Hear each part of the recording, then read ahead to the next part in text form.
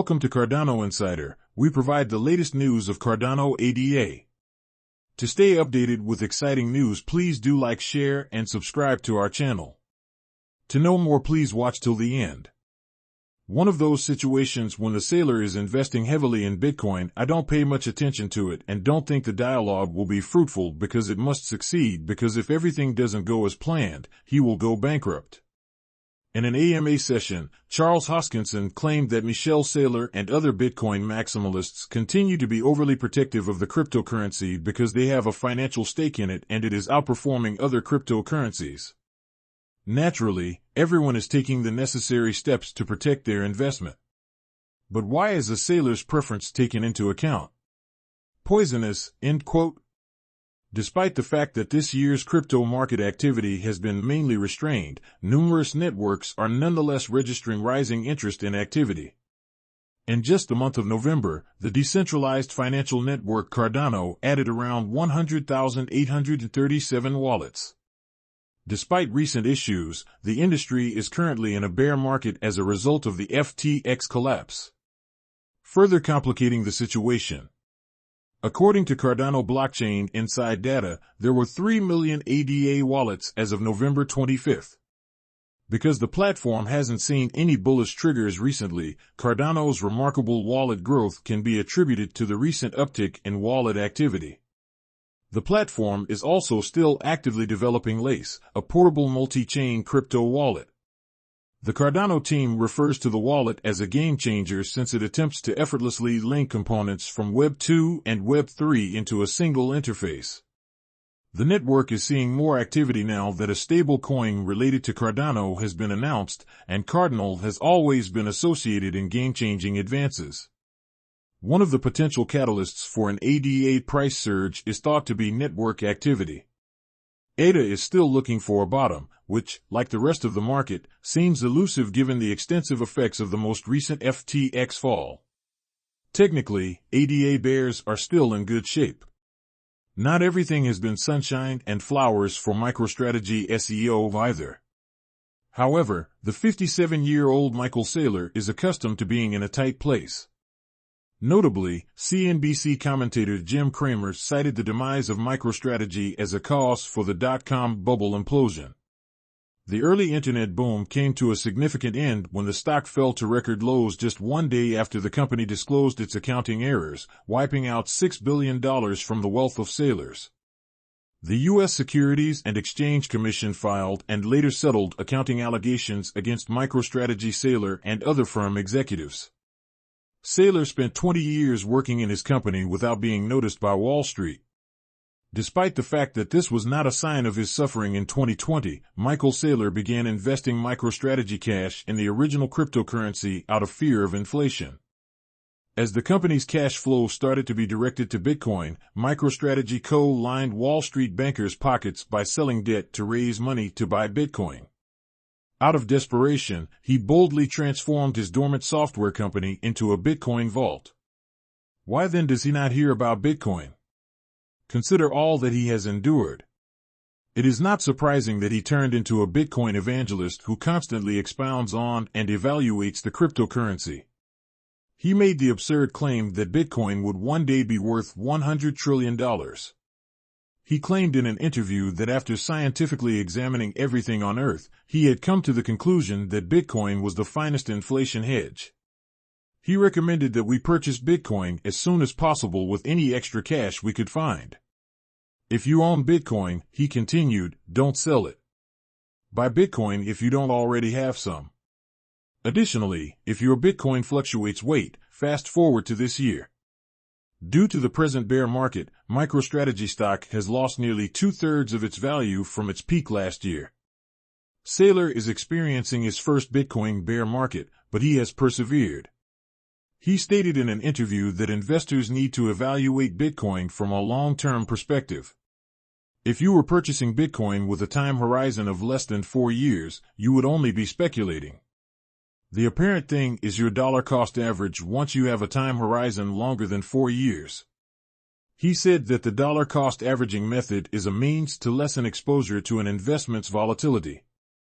You purchase the asset you want to keep for 10 years or more, which has the highest long-term store value, he explained. Michael Saylor is remarkably unfazed by his losses thus far, but he maintained his position and suggested that one not get carried away and continue monitoring the price day by day and week by week. He continued by making the comparison between valuing Bitcoin and valuing a property, as if you had purchased a house and then asked, "How much will you pay for my house?" every time you attended a party and had become inebriated. Right now, I want to sell you the entire house. The title of the song stresses taking custody of your Bitcoin, and the joking Saylor in the Binance CEO Champagne Joe are singing the same song. Charles Hoskinson, the founder of Cardano, asserts that while Bitcoin may or may not be connected to a currency, comparable statements about it are likely true.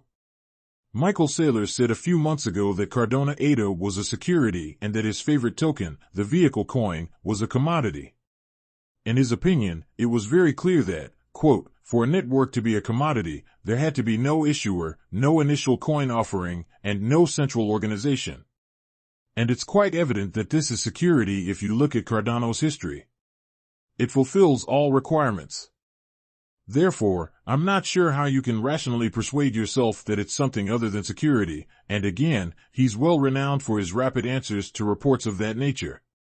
Charles Hoskinson claimed that he was too dependent on Bitcoin to the point where he viewed other currency as possible stocks and compared Saylor's to stone vases. It is comparable to a circumstance when all you can see is darkness while wearing a blindfold.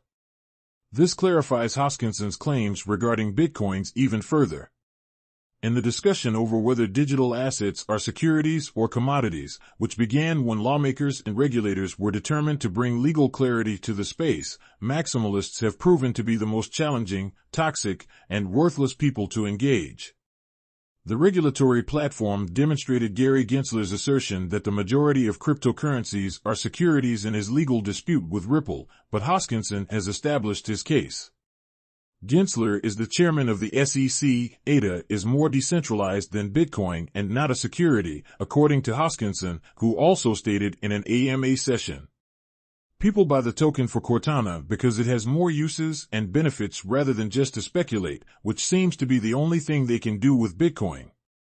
People purchase the token for its use in medical records and other productive activities because of its real-world use.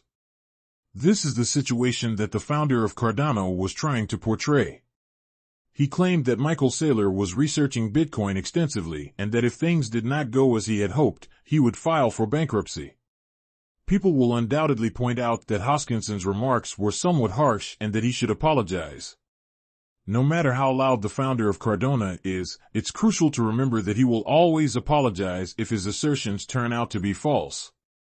Yes, a hypothetical situation and a few tweets from August 25th make that specific point. Charles Hoskinson acknowledges that the Cardano infrastructure has significant problems and describes the stake pool operation community as the foundation of the organization. He then apologized for the way he handled complaints. In the days prior to the launch of the vessel hard fork, the Cardano testnet was irreparably damaged. Earlier, he tweeted, "First off, the SPO community is the heart and soul of Cardano as a functional protocol, and now that I have some time to think back on the last 48 hours, I would like to say a few things. Given the demands and experiences with the infrastructure over the past few years, it has been a difficult journey for everyone. The pressure was rather high at the time as Cardinal supporters argued with Hoskinson, arguing that IOHK had not supported the SPOs and that resending the testnet would be a waste of time." Hoskinson tacked on, "Observing these films spreading around of hurriedly produced items with 1.35.3 is strange and scary. Everyone, including SPOs, has spent months exhaustively testing the in-question code. The problematic code has been removed from the testnet." However sincere Charles Hoskinson's apology was received, not everyone believed it to be. Everyone in the cryptocurrency race is hunting for the ideal coin. Is there a perfect coin, though, considering that all the currently quote-unquote perfect currencies are trading at record lows? Saylor's claims were somewhat credible, how the defenses offered by Simpson were similarly convincing. There is no argument that Cardano ADA should proceed cautiously in this cryptocurrency market because its shortcomings will always be seen. Of course, what do you think about this? Post some in the section below for comments. We'll find out in the following video, but in the meantime, watch some of our other content to see how Cardano is living up to his aspiration of taking down Ethereum. Be careful to always click the subscribe and notification buttons. We would like to make it clear that this is not a platform designed expressly to offer financial advice, and we are not requesting that you invest in any particular business. This is just a route used to deliver instructional material to your door. See you again soon on Cardano Insider, the leading source for crypto.